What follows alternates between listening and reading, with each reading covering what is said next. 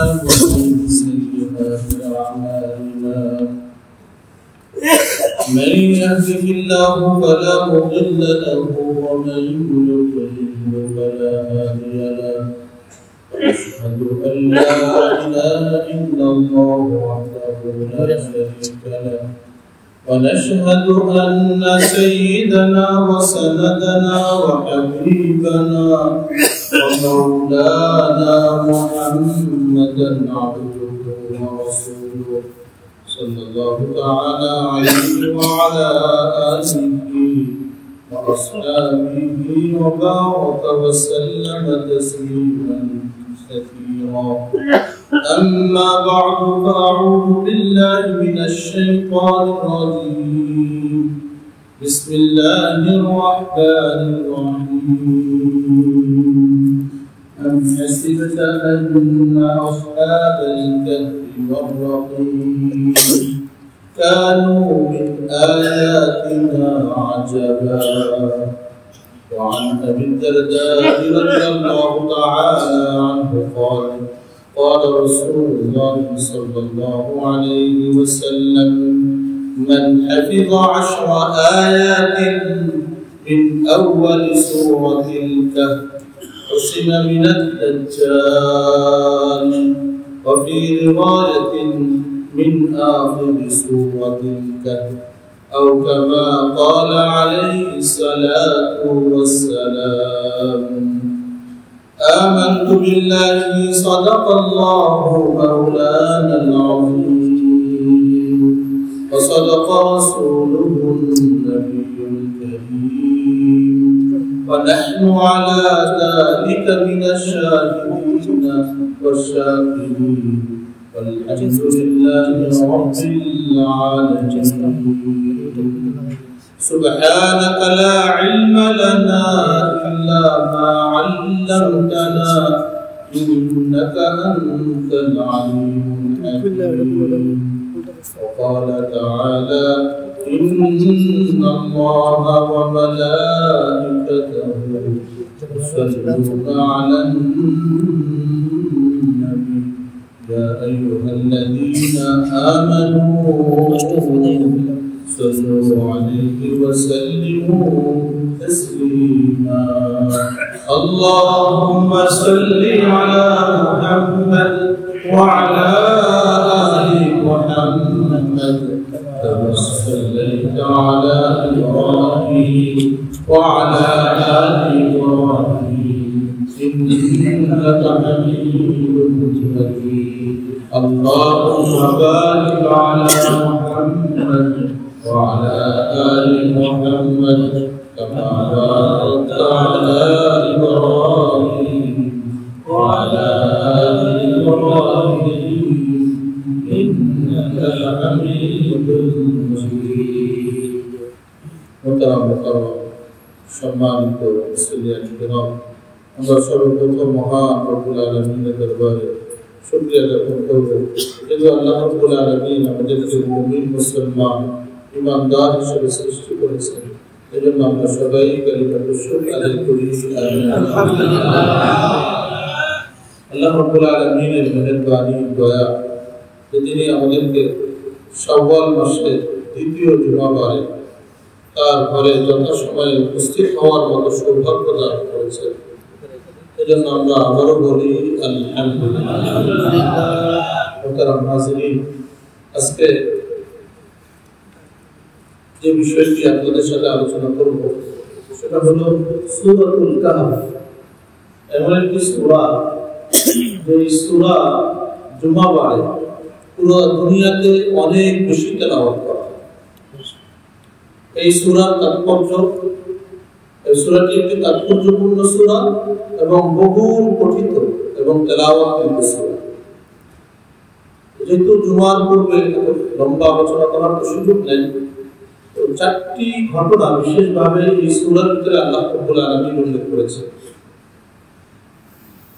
এই ঘটনাগুলো থেকে আমাদের জন্য শিক্ষা সবক কি, আমরা এর থেকে কি শিখতে পারি, আল্লাহ রাব্বুল আলামিন এই ঘটনাগুলো কেন এখানে উল্লেখ করলেন, এই বিষয়ে আমরা আলোচনা শুনবো। তাও হয়তো 2-3 জুমা লাগবে এই আলোচনা শুনতে। আল্লাহু আকবার।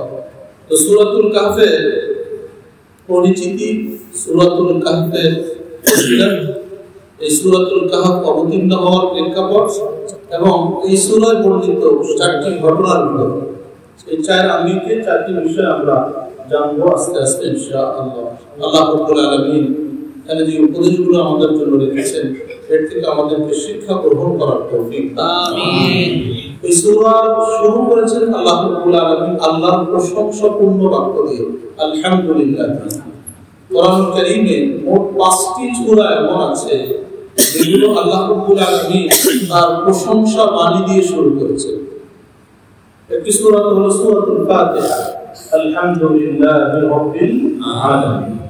এরপর হলো সূরাতুল আনআম, এরপর হলো সূরাতুল ফাতির, আরেকটি সূরা সূরাতুস সাবা, আর হলো সূরাতুল কাহফ। এই সূরাগুলো আল্লাহ রাব্বুল আলামিন তার প্রশংসা বাণী দিয়ে আল্লাহ তাআলা শুরু করেছেন। আল্লাহু আকবার। এই সূরাতে যে 4টি বিষয় স্থান পেয়েছে, প্রথমত হলো আসহাবে কাহফের ঘটনা, যেই নামে সূরার নামকরণ করা হয়েছে। গুহার বাসিন্দা যারা গুহায় অবস্থান করেছিল, কাহফ শব্দের অর্থ হলো গুহা।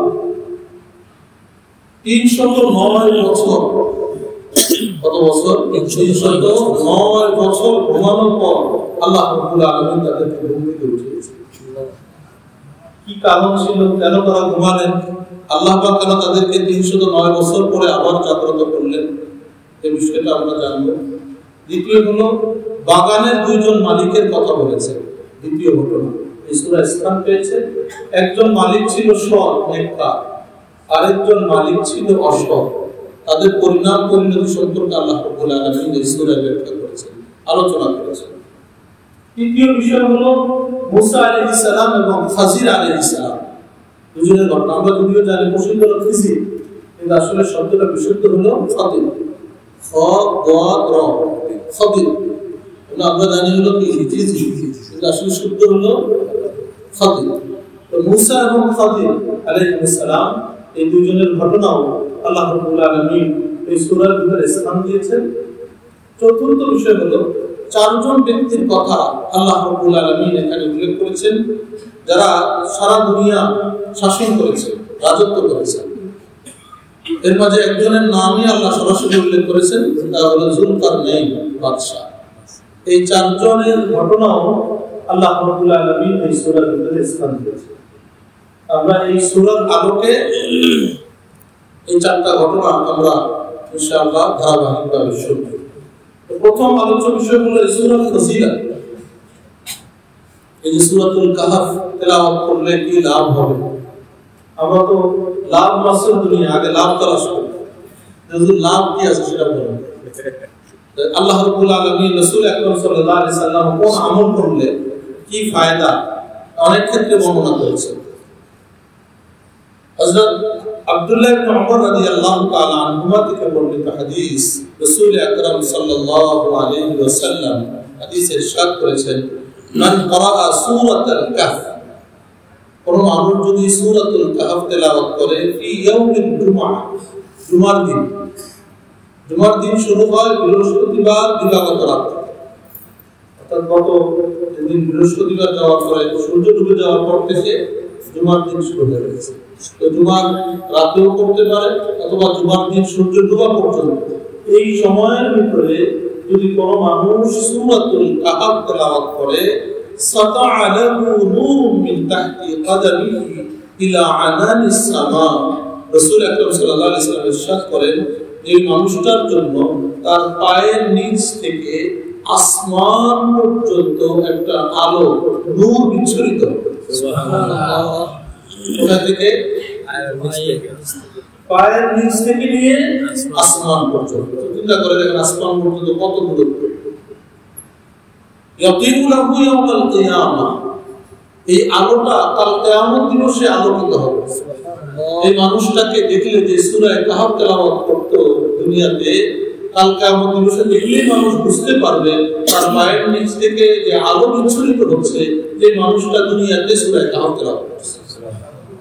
অগফির লাহু মা বাইনাল জুমআতাইন, এবং দুই জুমার মাঝখানে তার যে সাগীরা গুনাহগুলো আছে এগুলো আল্লাহ তাআলা মাফ করেন। সুবহানাল্লাহ। এখানে এক বর্ণনা এভাবে আছে, অন্য বর্ণনা আছে রাসূল আকরাম সাল্লাল্লাহু আলাইহি সাল্লাম ইরশাদ করেছেন যে ব্যক্তি সূরাতুল কাহফ তেলাওয়াত করবে জুমার দিন, তার থেকে নিয়ে কাবাতুল্লাহ পর্যন্ত বাইতুল আতীক এই সময়ের যতটুকু দূরত্ব, এতটুকু দূরত্ব পরিমাণ ৬০০০ কিলোমিটার দূরত্ব। আমাদের থেকে নিয়ে বাইতুল্লাহ দূরত্ব কত কিলোমিটার? ৬০০০। এই দূরত্ব সমপরিমাণ আলো এবং নূরের আল্লাহ তাআলা ব্যবস্থা করেছেন। আল্লাহু আকবার। এক নম্বর ফজিলত আমরা পেলাম, সূরাতুল কাহফ তেলাওয়াত করলে আল্লাহ আলোর জন্য ব্যবস্থা করবেন। এখন আমরা বলতে পারি যে আলো তো দূর, তো আমরা দেখি না, কোথায় এত আলো? এতদিন ধরে পড়ি, আলো তো দেখি না। সব আলো দেখা যায় না, সব আলো দেখতে হবে এমনটাও। কালকে আমি বসে মুনাফিক যারা, তারা আলোহীন হয়ে যাবে, তাদের জন্য আলো থাকবে না। আর যারা মুমিন, তারা ঈমানের আলোতে তারা চলতে চলতে জান্নাতে চলে যাবে। আল্লাহ আমাদেরকে সেই সৌভাগ্য দান করুন। আমিন। দ্বিতীয় ফজিলত সূরাতুল কাহফ তেলাওয়াত, স্বস্তি এবং স্থিরতা লাভ হবে। ইন্নাহা তুশিউস সাকিনা ওয়া তামানিনা ফি হায়াতিল মুসলিম। একজন মানুষের জীবনে স্বস্তি এবং স্থিরতা, আমাদের ভিতরে আজকে বেচাইনি অস্থিরতা কাজ করে। সব মানুষ পেরেশান, যেদিকে যায় সেদিকে পেরেশান, আল্লাহর ঘরে আসলে পেরেশান। মানে ওই যে ছটফট, আমাদের যে অভ্যাসটা, ওটা মসজিদে আসলে আমরা ছাড়তে পারি, এখানে এসে আমরা ছটফট করি। আমার চেহারাতে অস্থিরতার ভাব প্রকাশ পায়, কাজে কর্মে কথায় গাম্ভীর্য নেই, স্থিরতা নাই। তো রাসূল আকরাম সাল্লাল্লাহু আলাইহি ওয়াসাল্লাম ইরশাদ করেন, কোন মানুষ যদি জুমার দিন সূরাতুল কাহফ তেলাওয়াত করে, তো আল্লাহ রাব্বুল আলামিন তার জন্য প্রশান্তি এবং স্থিরতার আল্লাহ ব্যবস্থা করেছেন। বারা ইবনে আযিব রাদিয়াল্লাহু তাআলা আনহু, রাসূলের একজন সাহাবী, তিনি বলেন, কানা রাজুলুন ইয়াকরা সূরাতুল কাহফ, একজন মানুষ সূরাতুল কাহফ তেলাওয়াত করছে। ওয়া ইলা জানবিহি হিসানুন মারবুতুন বিশাতানাইন, তার পাশে ছিল কিছু বড় বড় পাথর। ওই বড় বড় পাথরে সে তার উটকে বেঁধে রেখেছে। উট বেঁধে রেখে পাথরের সাথে সে সূরা কাহফ তেলাওয়াত করছে। ফাতাগাশশাতহু সাহাবাতুন ফাজআলাত তাদনু, এমন সময় তাকে, যে মানুষটা সূরা কাহফ তেলাওয়াত করছে, একটা মেঘের খণ্ড, মেঘমালা তাকে ঢেকে দিয়েছে। বলে সুবহানাল্লাহ।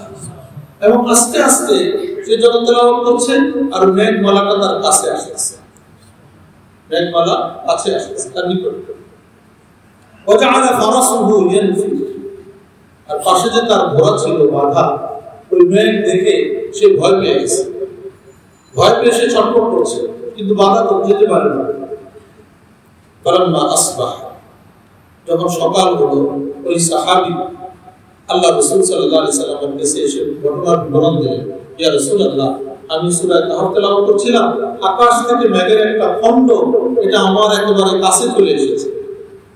আল্লাহ রাসূল সাল্লাল্লাহু আলাইহি সাল্লাম বললেন, ফাকালা তিলকা সাকিনা তানাজ্জালাত বিল কুরআন, এটা হলো প্রশান্তি, এটা হলো সাকিনা, এটা হলো রহমত, এটা কোরআনের বরকতে, কোরআনের সম্মানার্থে আল্লাহ তাআলা উপর থেকে নাযিল করেছেন। তাহলে সাকিনা মানে প্রশান্তি, স্থিরতা, অস্থিরতার বিপরীত। তো আমরা যদি সূরাতুল কাহফ তেলাওয়াত করি, আল্লাহ রাব্বুল আলামিন আমাদেরকে প্রশান্তময় জীবন, প্রশান্তময় আত্মা, শান্তির আত্মা, স্থিরতার জীবন, পেরেশানি মুক্ত জীবন আল্লাহ তাআলা আমাদের সবাইকে সূরাতুল কাহফ তেলাওয়াত করার তৌফিক দান করুন। আমিন। তৃতীয় ফজিলত হলো দাজ্জালের ফিতনা থেকে মুক্তি।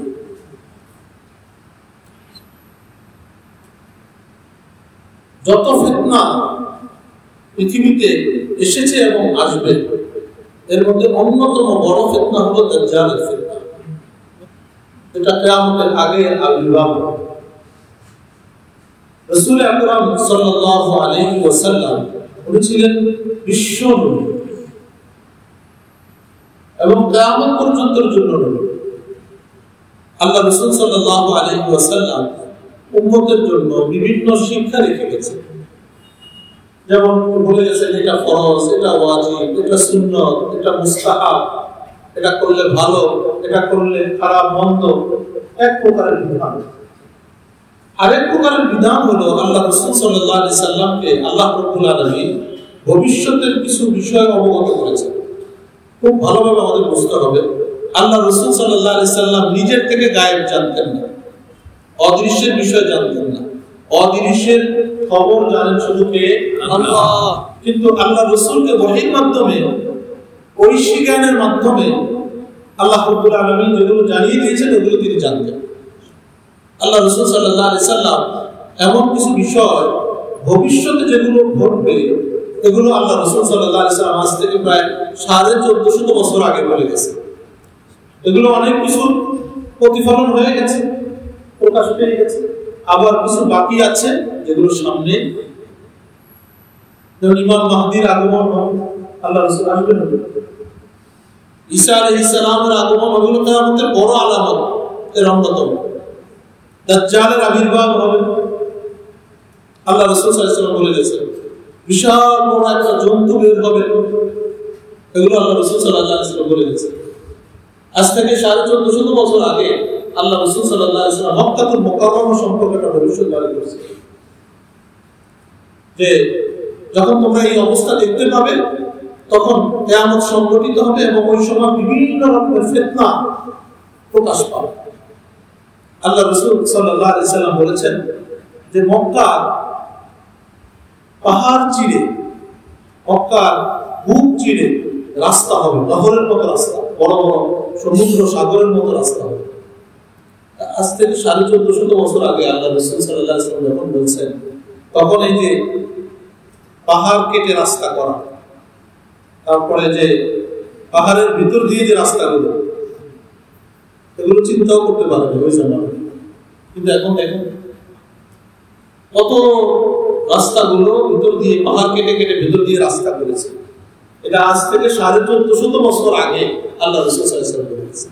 আল্লাহ রাসূল সাল্লাল্লাহু আলাইহি ওয়াসাল্লাম বলেছেন যে মক্কার এমন হবে যেখানকার ইমারত, ভবন, অট্টালিকাগুলো পাহাড় থেকে উঁচু হবে। তো যে মক্কা সব দিক দিয়ে পাহাড়, সব বিশাল বড় বড় পাহাড়। আজ থেকে 1450 বছর আগে বা কয়েকশো বছর আগেও তো কোনদিন চিন্তাও করতে পারে নাই, কিছুদিন আগেও, যে এত বড় বড় ভবন হবে, যেখানে এত বিশাল বিশাল পাহাড়। অথচ আল্লাহ রাসূল সাল্লাল্লাহু আলাইহি ওয়াসাল্লাম বলে গেছেন যে ইমারত, অট্টালিকা পাহাড়কে ছাড়িয়ে যাবে। এখন দেখেন কত বিশাল বিশাল ভবন হচ্ছে, একটা ভাঙে আরেকটা বানাইতেছে, আরো বেশি উঁচু করতেছে। আল্লাহ রাসূল সাল্লাল্লাহু আলাইহি ওয়াসাল্লাম বলেছেন যখন এই পরিস্থিতি তোমরা দেখবে, এই পরিস্থিতি হবে আসিফাল আমরু, বিভিন্ন রকমের ফিতনা দেখা দেবে। আমরা বিভিন্ন সময় শুনি ফিতনার সময়, ফিতনার যুগ। আসলে ফিতনা বলতে কি বোঝায়? আল্লাহ রাসূল সাল্লাল্লাহু আলাইহি ওয়াসাল্লাম এখানে বলেছেন দাজ্জালের ফিতনা থেকে আল্লাহ তাআলা রক্ষা করবেন কেউ যদি সূরাতুল কাহফ তেলাওয়াত করে। আমরা অনেক সময় ফিতনাটা কি এটা বুঝে উঠি না, এজন্য এটা একটু ব্যাখ্যা আমাদের বোঝা দরকার যাতে আমাদের সামনে থাকে। ফিতনা শব্দের অর্থ হলো পরীক্ষা। বিপদ আপদ মুসিবত আসলে মানুষ যখন কোনো কষ্টে পড়ে তখন সে এক প্রকারের পরীক্ষার ভিতরে পড়েছে। এক অর্থ ফিতনা, একাধিক অর্থ আছে ফিতনা। একটা হলো পরীক্ষা, যেমন আল্লাহ কোরআনে বলেছেন ইন্নামা আমওয়ালুকুম ওয়া আওলাদুকুম ফিতনা, নিশ্চয়ই তোমাদের সম্পদ এবং তোমাদের সন্তান এটা তোমাদের জন্য ফিতনা। ফিতনা মানে পরীক্ষার বস্তু। ফিতনা মানে পরীক্ষার বস্তু, যে আল্লাহ তোমাদেরকে সন্তান দিয়ে এবং সম্পদ দিয়ে পরীক্ষা করেন। আল্লাহ রাব্বুল আলামিন কাউকে সম্পদ দিয়ে পরীক্ষা করেন, কাউকে না দিয়ে করেন। আল্লাহ রাব্বুল আলামিন কাউকে সন্তান দিয়ে পরীক্ষা করেন, কাউকে না দিয়ে করেন। কিভাবে? যাকে সম্পদ দিচ্ছেন আল্লাহ দেখেন যে সম্পদটা সে কিভাবে ব্যয় করে, আল্লাহর বাতানো পদ্ধতি করে কিনা, সম্পদের সাথে যে গরিবের হক গুলো সম্পৃক্ত, আত্মীয় স্বজনের হক সম্পৃক্ত, এগুলো আদায় করে কিনা। কেউ যদি করে তো সে পরীক্ষায় কামিয়াব। সে সম্পদ কামাই করে, কামানোর পদ্ধতিটা, উপার্জনের পদ্ধতিটা বৈধ কিনা, হালাল পদ্ধতিতে উপার্জন করে নাকি হারাম পদ্ধতিতে করে, পরীক্ষা। সন্তান আল্লাহ রাব্বুল আলামিন দেওয়ার পরে পরীক্ষা। আল্লাহ দেখেন যে এই সন্তানটাকে সে আমার পরিচয় তাকে শিক্ষা দেয় কিনা, আমার পথে তাকে পরিচালিত করে কিনা, দ্বীন সম্পর্কে তাকে অবহিত করে কিনা, আল্লাহ আল্লাহ রাসূলের পরিচয় তার সামনে তুলে ধরে কিনা, এটা আল্লাহ দেখেন। আবার একজনকে আল্লাহ রাব্বুল আলামিন সম্পদ দেন না, তাকেও পরীক্ষার ভিতরে ফেলেন যে সেই লোকটা কি ধৈর্য ধারণ করে, সবর করে, নাকি সে অভিযোগ করে, নাকি আল্লাহ যাকে সম্পদ দিয়েছেন তাকে নিয়ে হিংসা করে, নাকি সে মনে করে যে যাকে দিয়েছে সে পাওয়ার উপযুক্ত ছিল না, আমি পাওয়ার উপযুক্ত ছিল। এটা হলো আল্লাহ রাব্বুল আলামিন একজনকে সম্পদ না দিয়ে পরীক্ষা করেন, সন্তান না দিয়ে পরীক্ষা করেন। দেখে যে বান্দা সে সন্তান আমার কাছে চায় নাকি ওই বাবার দরবারে গেছে। শুনেন না, এরকম বিভিন্ন বাবার দরবারে যায়, বিভিন্ন দুর্ঘটনা ঘটে এগুলোকে কেন্দ্র করে। তো সন্তান দেওয়ার মালিককে আল্লাহ, তো সন্তান দিয়েও আল্লাহ পরীক্ষা করেন। তাহলে এখানে ফিতনা শব্দের অর্থ এসেছে পরীক্ষা। কোরআনে কারীমে আল্লাহ বলেছেন ওয়াল ফিতনাতু আশাদ্দু মিনাল কতল, হত্যা থেকেও ফিতনা বড় কঠিন বিষয়। একজন মানুষকে মেরে ফেলা থেকে ফিতনাটা ভয়ঙ্কর। এখানে ফিতনা এর ব্যাখ্যা মুফাসসিরিন তাফসীর বিখ্যাতরা উল্লেখ করেছেন যে ফিতনা শব্দের অর্থ হলো এখানে আশিক, শিরিক।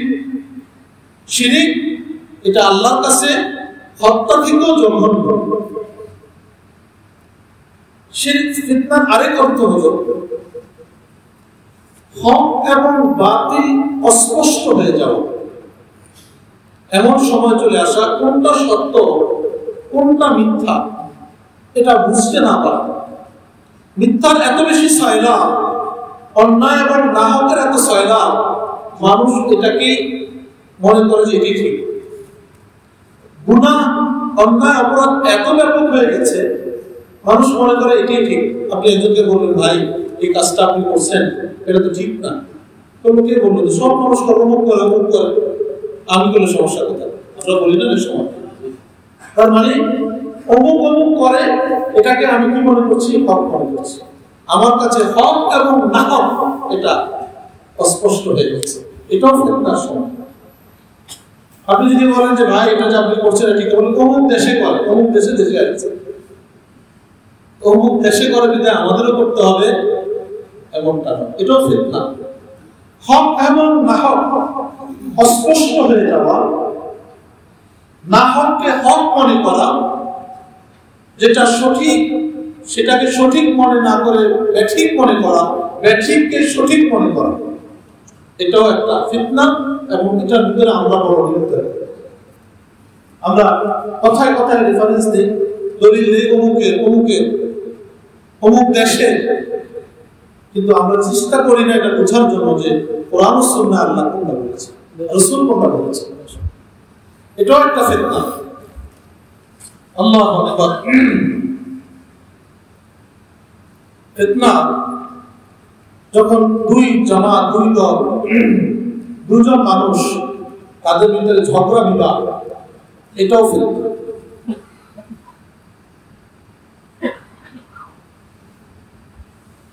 হত্যা, খুন খারাপি ব্যাপক হয়ে যাওয়া, সমাজের ভিতরে খুন খারাপি ব্যাপক হয়ে যাওয়া, এটাও ফিতনা। বিভিন্ন ভাবে আল্লাহ রাসূল সাল্লাল্লাহু আলাইহি সাল্লাম এই বিষয়গুলোকে হাদিসে উল্লেখ করেছেন। তো সূরা কাহফ তেলাওয়াতের দ্বারা আল্লাহ রাব্বুল আলামিন দাজ্জালের ফিতনা থেকে মুক্ত করবেন। সুবহানাল্লাহ। আর ওই জামানে দাজ্জালের ফিতনাটা হলো বড় ফিতনা, কারণ হক এবং বাতিল ওখানে মিলেমিশে একাকার হয়ে যাবে। দাজ্জালের ডান হাতে থাকবে জাহান্নাম, বাম হাতে থাকবে জান্নাত। যে লোকেরা তার জান্নাতের লোভে পড়বে তারা মূলত জাহান্নামে যাবে, আর যারা তার কথা শুনবে না তাদেরকে সে জাহান্নাম দিবে, এটা তার জন্য জান্নাত। তো ওই জামানায় খুব ইমানের উপর অটল অবিচল থাকা বড় কঠিন হয়ে যাবে। তো কোনো মানুষ যদি সূরাতুল কাহফ তেলাওয়াত করে জুমার দিনে, রাসূল আকরাম সাল্লাল্লাহু আলাইহি ওয়াসাল্লাম হাদিসে ইরশাদ করেছেন যে প্রথম 10টা আয়াত সূরা কাহফের প্রথম 10টা আয়াত, অন্য বর্ণনা এসেছে শেষের 10টা আয়াত। দেখেন এখানে একটু সংকট হয়ে গেল। প্রথম 10 এবং শেষের 10 যদি দুই রকমের বর্ণনা এসেছে, তাহলে এইটা যদি কোনো মানুষ মুখস্থ করে, এটা যদি সে পড়ে, তাকে আল্লাহ রাব্বুল আলামিন দাজ্জালের ফিতনা থেকে হেফাজত করবেন। আল্লাহু আকবার। সহিহ মুসলিমের বর্ণনা, হযরত আবু হুরায়রা রাদিয়াল্লাহু তাআলা আনহু এর বর্ণনাকারী সাহাবী, তিনি বলেন রাসূল আকরাম সাল্লাল্লাহু আলাইহি ওয়াসাল্লাম হাদিসে ইরশাদ করেছেন, বাদিরু বিল আ'মাল ফিতানান কাকিতা'ইল লাইলিল মুসলিম, যে তোমরা তাড়াতাড়ি আমল করো, আমলে বিলম্ব করো না, কারণ যে কোনো সময় ফিতনা এসে যেতে পারে। আর ফিতনা যখন আসবে, কাকিতা'ইল লাইলিল মুসলিম, অন্ধকার রাতের অন্ধকার যেরকম ছেয়ে যায়, যখন অন্ধকার নেমে আসে, একসাথে দেখা যায় যে সব অন্ধকার হয়ে গেছে। সন্ধ্যা যখন সূর্য ডুবে দেখা যায় আশেপাশে, যখন অন্ধকার নেমে আসে, রাতটা একটু বাড়ে, বাতি না থাকলে, লাইট না থাকলে সব অন্ধকার হয়ে যায়। তো এটা যেমন পুরোটাকে একসাথে ছেয়ে যায়, আল্লাহ রাসূল সাল্লাল্লাহু আলাইহি সাল্লাম বলেন যে ওই জামানাটাও যখন ফিতনার জামানা হবে, তো সব কিছু ছেয়ে যাবে, পেরেশান হয়ে যাবে মানুষ ওই জামানায় আমল করা। কারণ ফিতনার ভিতরে সঠিকভাবে আমল করা যাবে। সমাজের ভিতরে যখন বিশৃঙ্খলা হবে, ঝগড়া বিবাদ হবে, মারামারি হবে, খুনাখুনি হবে, আপনি তো ঘর থেকে বের হতে পারবেন না, আমল করবেন কোথায়? ইমানের পরীক্ষা চলে আসবে। ওই জামানায় জ্বলন্ত অন্ধকার হাতে রাখা আর থেকে ইমানের হেফাজত করাটা বড় কঠিন হয়ে যাবে। শুধু সব থেকে ফিতনা ছেয়ে যাবে। এজন্য আল্লাহ রাসূল সাল্লাল্লাহু আলাইহি ওয়াসাল্লাম বলেছেন, বাদিরু বিল আ'মাল, ওই ফিতনার জামানা আসার আগেই তোমরা আমল করো, আমল ছাড়ো না, আমল দেরি করো না, আমলে। আল্লাহ রাসূল সাল্লাল্লাহু আলাইহি ওয়াসাল্লাম এরপরে আরো স্পষ্ট করেছেন হাদিসকে, ইসবিহু রাজুলু মুমিনান ওয়া ইউমসি কাফিরা আও ইউমসি মুমিনান ওয়া ইসবিহু কাফিরা ইয়াবিউ দীনাহু বিআরাদিন মিনাদ দুনিয়া। একজন মানুষ সকালবেলা ইমানদার থাকবে, সকালবেলা ইমানদার থাকবে, ইউমসি কাফিরা, সে সন্ধ্যা হতে না হতে সে কাফের হয়ে যাবে। ফিতনার জামানাটা এমন হবে যে সকালবেলা সে ইমানদার ছিল, বিকালবেলা সে কাফের, ফিতনা করে যাবে। আও ইউমসি মুমিনা ওয়া ইসবিহু কাফিরা, বিকালবেলা সে ইমানদার ছিল, সকাল হতে না হতে সে কাফের হয়ে যাবে। তার ইমানকে সে বিক্রি করে দিবে। ইয়াবিউ দীনাহু বিআরাদিন মিনাদ দুনিয়া, সে তার দ্বীনকে, তার ধর্মকে, তার ঈমানকে পার্থিব অর্থের কাছে, পার্থিব স্বার্থের জন্য সে বিক্রি করে দিবে। দেখেন আজকে জামানা আমাদের দেশে, উত্তরবঙ্গে যাবেন, ওখানে মুসলমান সে তার অর্থের বিনিময়ে সে কালিমা বিক্রি করে কাদিয়ানি হয়ে যাচ্ছে, খ্রিস্টান হয়ে যাচ্ছে, টাকার বিনিময়ে ঘর করে দিচ্ছে, যে তোমার ঘর করে দিব, টাকা দিব, ব্যবসা বাণিজ্য করার জন্য টাকা দিব, কাদিয়ানি হতে হবে। বস চিন্তা করলো যে আমি কষ্টে আছি, অভাবে আছি, আমার দিন হয়ে যায় সমস্যা। আল্লাহ রাসূল সাল্লাল্লাহু আলাইহি ওয়াসাল্লাম আজ থেকে 1450 বছর আগে এই কথাগুলো বলে গেছেন, যেটার বাস্তবায়ন আমরা এখন দেখছি। যে মানুষ সামান্য থেকে সামান্য কারণে পার্থিব স্বার্থের জন্য তার দ্বীনকে, ঈমানকে সে বিক্রি করে দিচ্ছে, আদর্শকে বিক্রি করে দিচ্ছে, জলাঞ্জলি দিচ্ছে, অর্থের সামনে নিজের আদর্শকে বিক্রি দিচ্ছে। আল্লাহু আকবার। আল্লাহ আমাদেরকে বুঝার তৌফিক দান করেন। ঈমানের ফিতনার জামানায় ঈমানের উপরে অটল অবিচল থাকার তৌফিক দান করেন। যে ঈমান আল্লাহ রাব্বুল আলামিন আমাদেরকে দান করেছেন, এই ঈমান নিয়ে কবর পর্যন্ত যাওয়ার তৌফিক দান করুন। আমিন। বড় পরীক্ষা।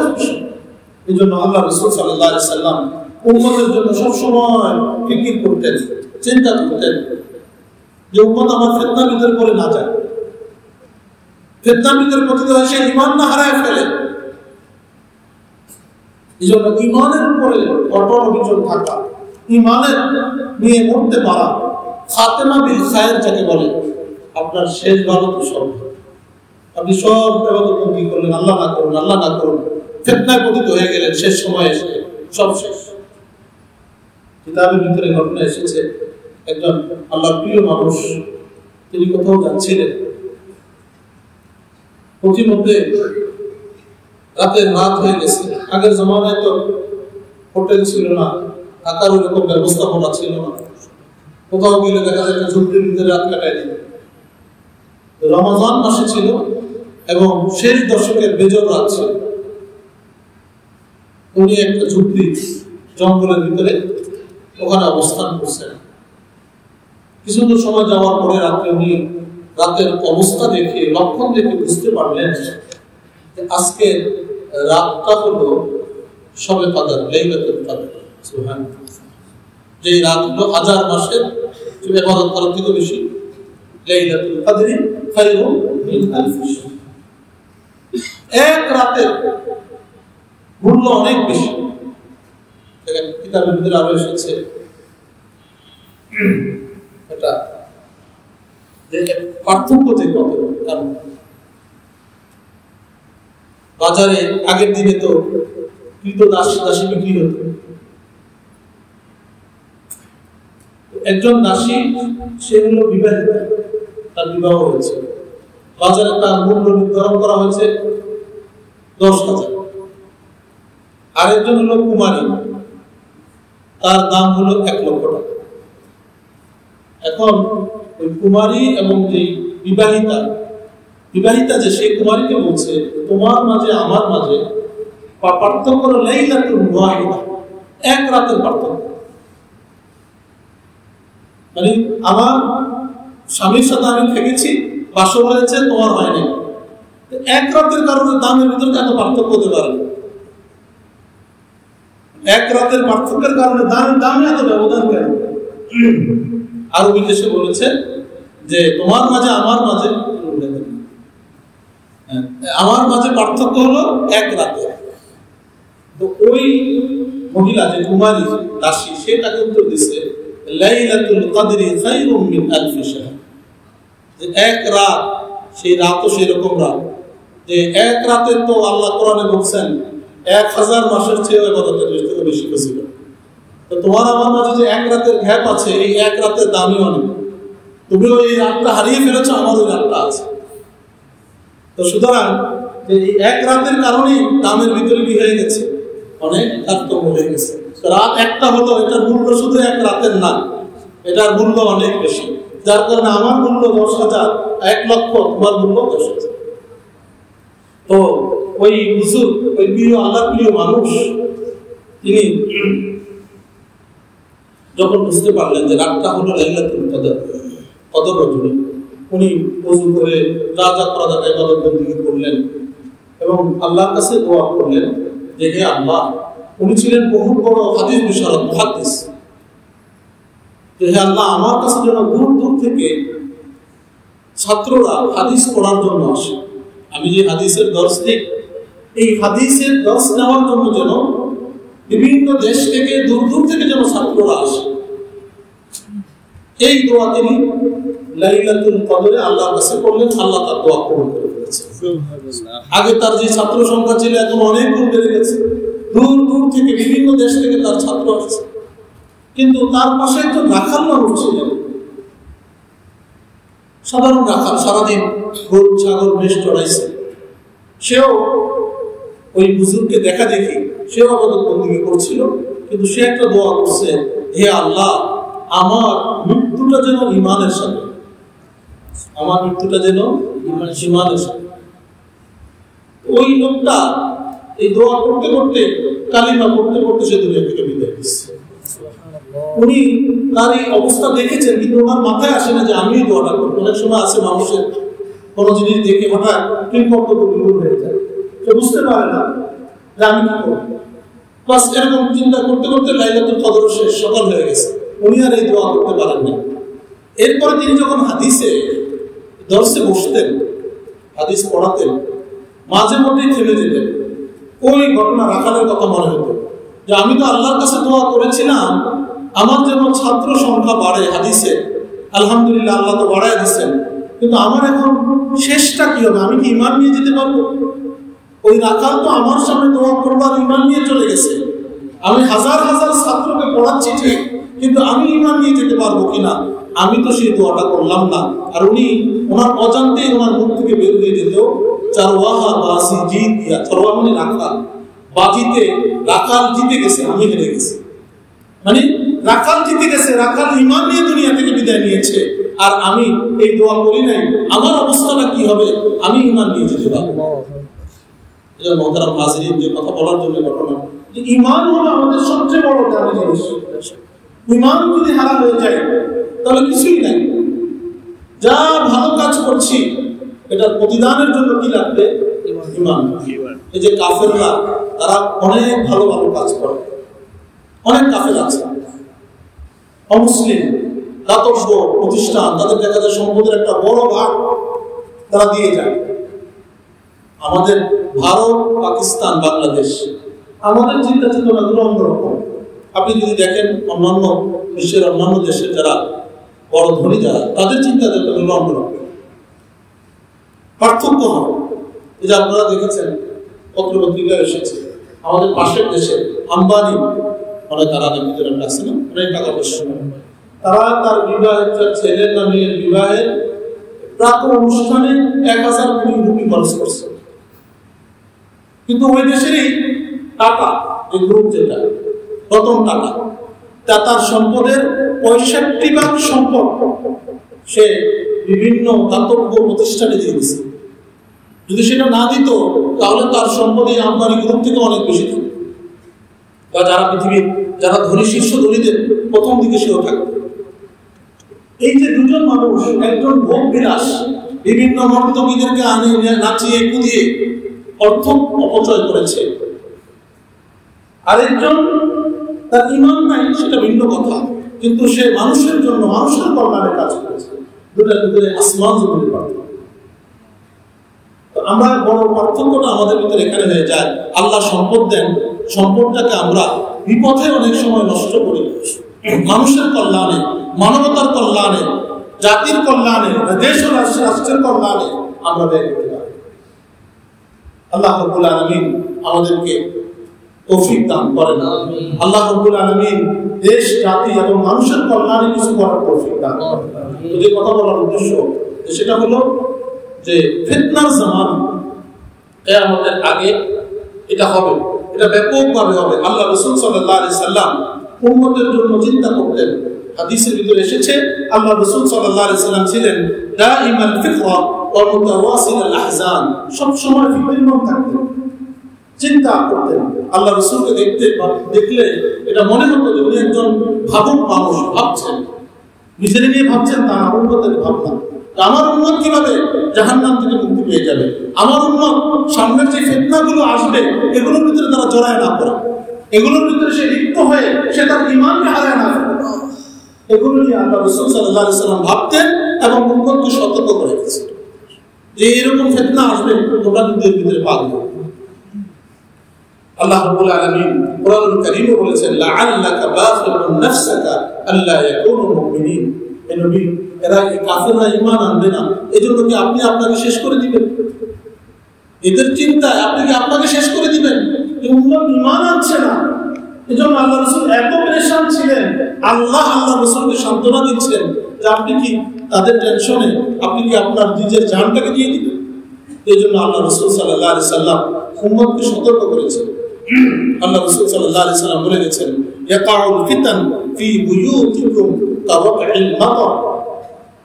সামনের দিনগুলোতে আল্লাহ রাসূল বলেছেন ফিতনা হবে, এমন হবে ফিতনা যেরকম বৃষ্টি পড়ে, তোমাদের ঘরের ভিতরে ফিতনা চলে আসবে। বৃষ্টি যেরকম ফোঁটা যেরকম চালে পড়ে লাগাতার পড়ে, বৃষ্টি যখন শুরু হয় তখন একটার পর একটা লাগাতার। আল্লাহ রাসূল সাল্লাল্লাহু আলাইহি সাল্লাম বলেছেন যে কিয়ামতের আগে ফিতনা আসবে, এরকম বৃষ্টির মতো লাগাতার আসবে এবং ফিতনা তোমাদের ঘর পর্যন্ত পৌঁছে যাবে। আজকে ইন্টারনেটের মাধ্যমে ঘর পর্যন্ত ফিতনা পৌঁছেনি পৌঁছেনি। সকল অপরাধ, অন্যায়, গুনাহের উপকরণ আপনার হাতের কাছে, বরং বালিশের কাছে, মাথার কাছে। আগে তো একটু দূরে যায় বসা লাগতো, ভিন্ন রূপে বসা লাগতো, সাধারণত টিভি ভিন্ন ঘরে থাকতো। এখন প্রত্যেকের ঘরে ঘরে, পকেটে পকেটে, এমনকি মসজিদ পর্যন্ত চলে আসছে। আল্লাহ রাব্বুল আলামিন, আল্লাহ রাসূল সাল্লাল্লাহু আলাইহি ওয়াসাল্লাম যেন সতর্ক করে গেছেন, একটা জামানা আসবে ফিতনা তোমাদের ঘরে এসে যাবে, এমন ভাবে পতিত হবে ফিতনা যেরকম বৃষ্টির ফোঁটা পড়তে থাকে লাগাতার, এটা যেরকম এক লাগাতার পড়তে থাকে এবং বেশি পরিমাণে হয়, বৃষ্টি যখন হয় তখন অনেক হয়, অনেক পানি বর্ষিত হয়, এরকম ফিতনা নিজের তোমরা ভরে যাবে। এই জন্য আল্লাহ রাসূল সাল্লাল্লাহু আলাইহি ওয়াসাল্লাম আমাদেরকে দোয়া শিখিয়ে দিয়েছেন, এই ফিতনার সময় আমরা কি করব। আল্লাহ রাসূল নিজে পড়েছেন, উম্মতকে শিক্ষা দিয়ে গেছেন, আল্লাহুম্মা ইন্নী আউযু বিকা মিনাল ফিতান মা যাহারা মিনহা ওয়া মা বাতান। বলেন আপনার সাথে সাথে, আল্লাহুম্মা ইন্নী আউযু বিকা মিনাল ফিতান মা যাহারা মিনহা ওয়া মা বাতান। আল্লাহুম্মা ইন্নী আউযু বিকা মিনাল ফিতান মা যাহারা মিনহা ওয়া মা বাতান। হে আল্লাহ, আমি আপনার কাছে প্রকাশ্য অপ্রকাশ্য সকল ধরনের ফিতনা থেকে আশ্রয় প্রার্থনা করছি। দেখেন আল্লাহ রাসূল দোয়া শিখিয়ে দিয়েছেন উম্মতের ফিকির। জানে যে আল্লাহ রাসূল আমার উম্মত তো জড়ায় যেতে পারে ফিতনার ভিতরে, এই জন্য আরবিতে না পড়েন বাংলায় এই দোয়া আমরা বেশি বেশি করবো, যে আল্লাহ সকল ধরনের ফিতনা থেকে বাঁচাও, বাহ্যিক ফিতনা, অভ্যন্তরীণ ফিতনা, সব ধরনের ফিতনা থেকে আপনার কাছে আশ্রয় প্রার্থনা করব। আল্লাহ না বাঁচাইলে বাঁচার কোনো উপায় নাই, আল্লাহ হেফাজত না করলে এই দাজ্জালের ফিতনা থেকে বাঁচার কোনো উপায় নাই। আর সেই বাঁচার উপায় কি সেটাও আল্লাহ রাসূল সাল্লাল্লাহু আলাইহি সাল্লাম আমাদেরকে বলে গেছেন।